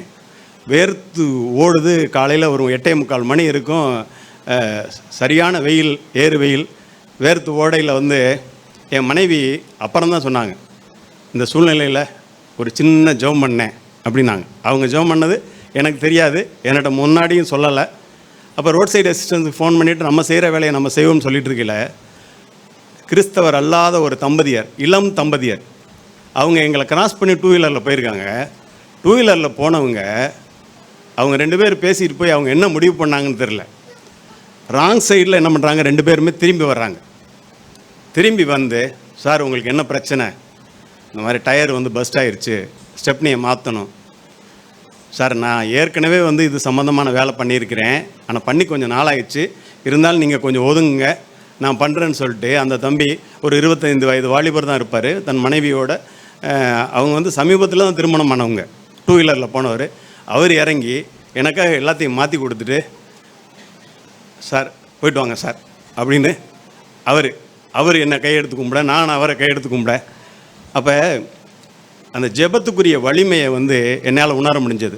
நம்ம அப்போஸ்தலர் நடவடிக்கையில் ஒரே ஒரு வசனம், 10ஆம் அதிகாரத்தில் நம்ம வந்து என்ன பண்ணுறோம்னா, கொர்நேலியை குறித்து கேள்விப்படுறோம். அந்த கொர்நேலியை என்ன பண்ணுறாருன்னா, ஒரு இத்தாலிய பட்டணத்துக்கு வந்து என்ன பண்ணார், ஒரு 100க்கு அதிபதி. அந்த 100க்கு அதிபதி என்ன பண்ணுறாருன்னா, அந்த வசனம் வாஸ்தம்னா 10ஆம் அதிகாரத்தில் 2ஆம் வசனம். பிரதர் அதை வாசிங்க பிரதர். அவன் தேவ பக்தியுள்ளவனும் தன் வீட்டார் அனைவரோடும் தேவனுக்கு பயந்தவனுமாயிருந்து ஜனங்களுக்கு மிகுந்த தருமங்களை செய்து எப்பொழுதும் தேவனை நோக்கி ஜெபம் பண்ணி கொண்டிருந்தான். அவன் எப்பொழுதும் ஜெபம் பண்ணுற மனுஷன். அவனுக்கு பிரதியட்சமாக என்ன பண்ணுறாருன்னா, பகலின் 9ஆம் மணி நேரத்தில் ஜெபம் பண்ணையில் தேவதூதன் பிரதியட்சமாய் தோன்றி உன்னுடைய ஜெபங்களும் உன்னுடைய தான தரங்களும் கேட்கப்பட்டது அப்படின்னு. அதே நம்ம கீழே வாசித்தோம்னா, பேதுரு என்ன பண்ணுறாரு, அவர் வந்து 6ஆம் மணி வேளையில் வந்து ஜெபம் பண்ண போகிறார். அந்த 6ஆம் மணி வேளையில் ஜெபம் பண்ண போகையில் பேதுருக்கு என்ன பண்ணுறாரு, தேவன் என்ன பண்ணுறாரு, வெளிப்படுத்துகிறார். நீங்கள் இதில் கீழே வாஸ்து பார்த்தீங்கன்னா, என்ன இதில் நான் 5ஆம் வசனம் 6வது வசனத்தை வாசிங்க பிரதர். 5:6. இப்பொழுது நீ யோப்பா பட்டணத்துக்கு மனுஷரை அனுப்பி பேதுரு என்று மறுபேர் கொண்ட சீமோனை அழைப்பி, அவன் தோள் 17 சீமோன் என்னும் ஒருவனிடத்திலே தங்கியிருக்கிறான், அவனுடைய வீடு கடலோரத்தில் இருக்கிறது, நீ செய்ய வேண்டியதை அவன் உனக்கு சொல்லுவான் என்றான். இப்போ நம்ம என்ன பண்ணுறோம்னா, எங்கேயாவது போகணும்னா, அப்போ நம்ம போக வேண்டிய இடத்துக்கு நீங்கள் வந்து எனக்கு லொக்கேஷன் கொஞ்சம் கூகுள் மேப்பில் நீங்கள் லொக்கேஷன் ஷேர் பண்ணுறீங்களா அப்படிங்கிறோம். ஆனால் இந்த வசனத்தில் என்ன பண்ணுறாரு, தூதன் வந்து என்ன பண்ணியிருக்கார், லொக்கேஷன் ஷேர் பண்ணியிருக்காரு. இப்போ நம்ம கூகுள் மேப் போட்டு போயிடுறோம். அவர் வந்து நீ போ, இந்த இடத்துக்கு போ, இந்த பட்டணத்தில் இருக்குது, அவன் வீடு வந்து கடலோரத்தில் இருக்குது, அவன் இன்னார் மையன் இன்னார் எல்லாத்தையும் என்ன பண்ணிட்டார், அப்போயே என்ன பண்ணிட்டார், கூகுள் மேப்பில் போட்டு பண்ணிட்டார். இன்னொருத்தர் என்ன பண்ணுறார், அதே பேதுரு என்ன பண்ணுறாரு, கீழே வாசித்து பார்த்தீங்கன்னா அந்த அதிகாரத்தில் அவர் ஜெபம் பண்ணுறார். அவர் ஜெபம் பண்ணையில் என்ன பண்ணுறாரு, அவருக்கு தேவன் வெளிப்படுத்துகிறார், இன்னார் வருவார், அவர்கிட்ட நீ என்ன பண்ணு, அவர் பசியாக இருந்து 6ஆம் மணி மேலையில் போய் ஜெபம் பண்ணுறாரு, அவருக்காக உணவு ஆயத்தம் பண்ணிக்கல, அவர் ஞானி திருஷ்டி அடைந்து நேரெலாம் வருவாங்க, வரவங்களுக்கு நீ என்ன பண்ணு, சந்தேகப்படாமல் இறங்கி போயிரு அப்படின்னு. அவர் அதே மாதிரி போய் கொர்நேலிய வீட்டில் சந்தித்து அவங்களுக்கெல்லாம் தங்கி சத்தியம் சொன்னதாக நம்ம வாசிக்கிறோம். ஸோ இவ்வளோ தூரத்துக்கு வந்து தேவன் வந்து ஒரு இடத்துல ஒரு ப்ரேயர் இருக்கையில் அவர் இன்னொரு இடத்துல வந்து எவ்வளவா அதை கனெக்ட் பண்ணுறாரு. கனெக்ட் பண்ணி என்ன பண்ணுறாருன்னா, இமீடியட்டாக என்ன பண்ணுறாரு, ரெஸ்பாண்ட் பண்ணுறாரு. அதான் பிரதர் ஜாக் சொல்லுவாங்க, நம்ம எல்லா ப்ரேயருக்குமே வந்து தேவன் என்ன பண்ணுறாரு, ஆன்சர் பண்ணிட்டு தான் இருக்கிறார். ஒன்றுக்கு எஸ், ஒன்றுக்கு வெயிட், இன்னொன்றுக்கு நோ. ஆனால் நம்ம என்ன பண்ணுறது, மனுஷிகமாக என்ன பண்ணுறதுன்னா, நான் ஜெபம் பண்ணிக்கிட்டே இருக்கேன், இந்த தேவன் என் ஜெபத்தை கேட்குறாரா கேட்குறது இல்லையா, இதை தாண்டி சில சமயம் வந்து அவர் என் ஜெபத்தெல்லாம் என்னத்தை கேட்டார் அப்படிங்கிறது தான் பெரிய அவிசுவாசம்.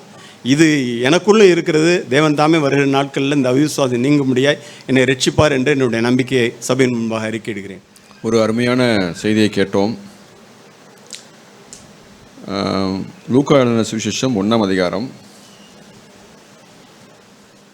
அதில் இப்படி எழுதியிருக்கு, 5வது வசனம் 6வது வசனத்தில் நான் வாசிக்கிறேன் பாருங்கள். இந்த ஜெபம் பண்ணுவதை குறித்தும் ஜெபம் தொடர்ந்து பண்ணுவதை குறித்தும் ஒரு குறிப்பு 5வது வசனத்தில் இப்படி எழுதியிருக்கு.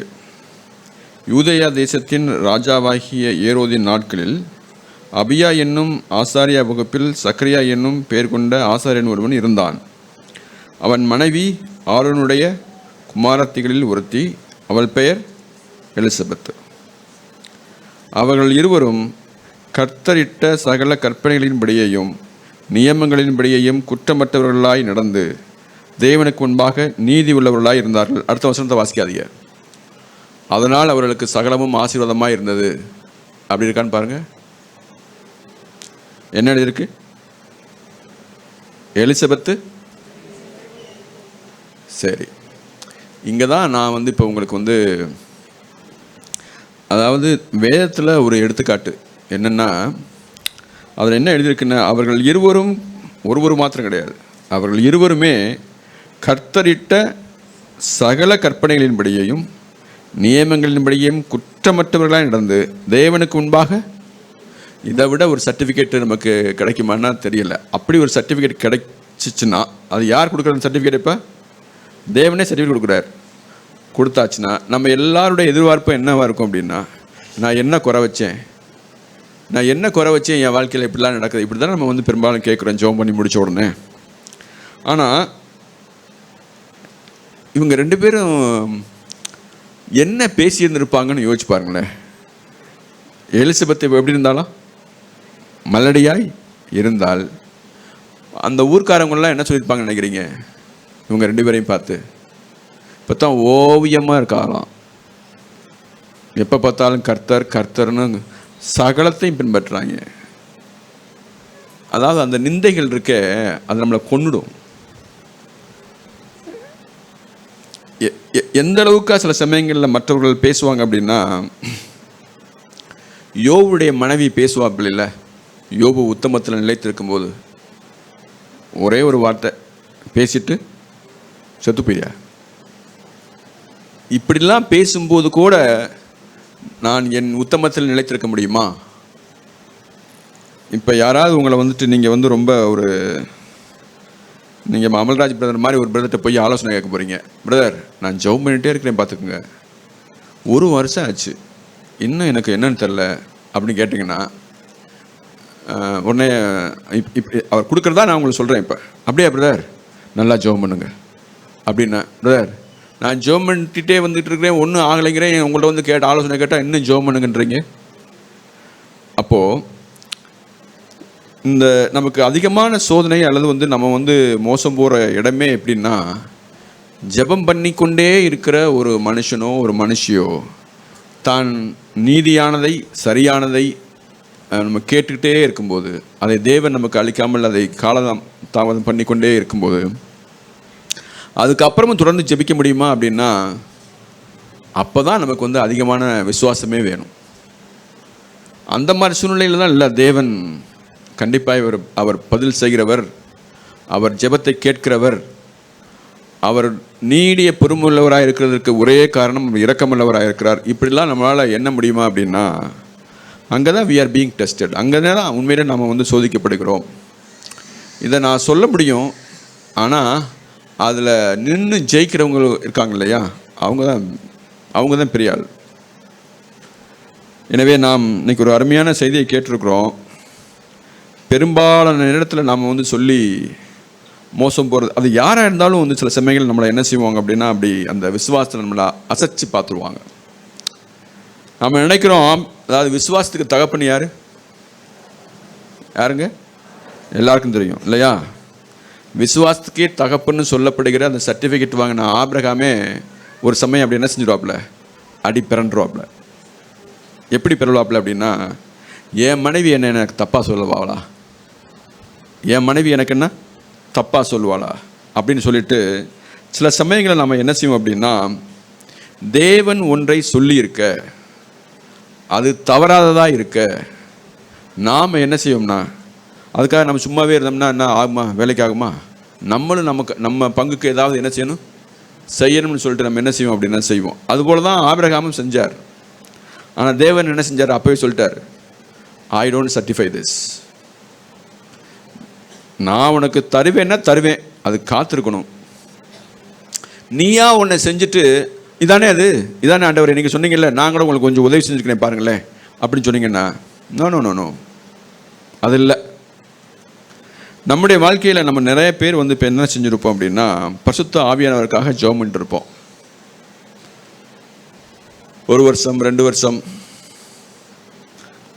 நம்முடைய சபையினுடைய ஸ்தாபகர் பிரதர் ஜாக்பனன் அவர்கள் சொல்லுவாங்க, எத்தனை வருஷம் ஜெபம் பண்ணாங்களாம், எத்தனை வருஷம் காத்திருந்தாங்களாம் சொல்லுவாங்க, 10 வருடங்கள் நான் காத்திருந்தாலும் பரவாயில்லை, எனக்கு வந்து இந்த அந்நிய பாஷைன்ற பேரில் அல்லது பரிசுத்த ஆவின்ற பேரில் நீங்கள் வந்து என்ன செய்யக்கூடாது, ஃபேக்லாம் எனக்கு கொடுக்கக்கூடாது, நிஜம் எனக்கு வேணும்னு சொல்லுவாங்க.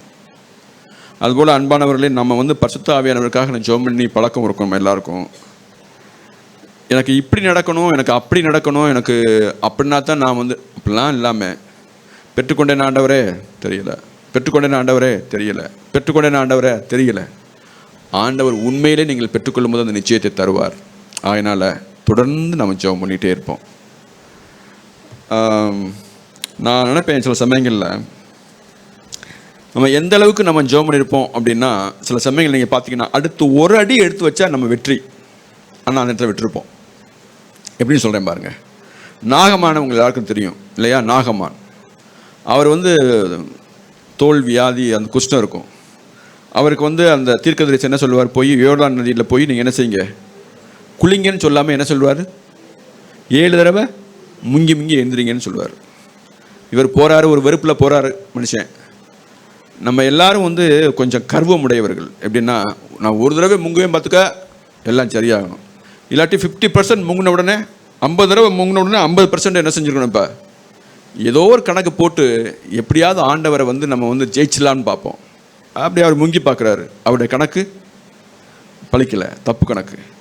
அந்த மனுஷன் உண்மையிலே ஒரு நல்ல ஒரு சேவகன் இருந்திருக்கிறேன். தலைவரே 6 தடவை முங்கிட்டீங்க, ஒரு தடவை தான் முங்கி பார்த்தான்னு அப்படின்னு சொல்லி கெஞ்சிருப்பான்.